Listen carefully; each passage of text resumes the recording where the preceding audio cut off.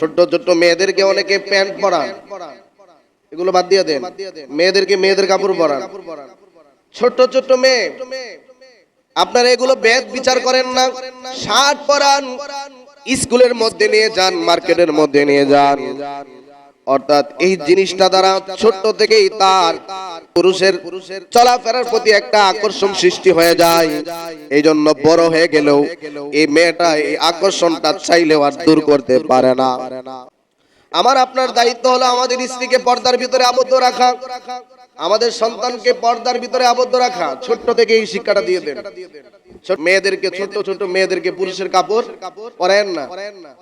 শহরের মধ্যে কিন্তু এটা চলে। এই জন্য দেখবেন এখনকার দিনের মেয়েরা পর্যন্ত শহরে বন্ধু বান্ধবের সাথে 12টা পর্যন্ত আড্ডা দিয়ে এরপরে বাসার মধ্যে যায়। ঠিক কিনা বলেন? 12টা পর্যন্ত বন্ধু বান্ধব নিয়ে আড্ডা দেয়, এরপরে বাসার মধ্যে যায়। ও বাসার মধ্যে স্বাভাবিক অবস্থায় যায় না, মদ পান করে বাসার মধ্যে যায়, ইয়াবা পান করে বাসার মধ্যে যায়।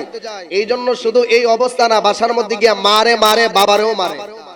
আপনারা জানেন গত 7 থেকে 8 বছর আগে বাংলাদেশের মধ্যে একটি ঘটনা ঘটেছিল। ঐশী নামক একটা মেয়ে মদ পান করতো তার বন্ধু বান্ধবের সাথে। তো তার বাবা ছিল একজন পুলিশ অফিসার।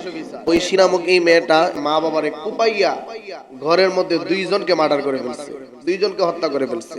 নাউজুবিল্লাহ জোরে বলবেন না?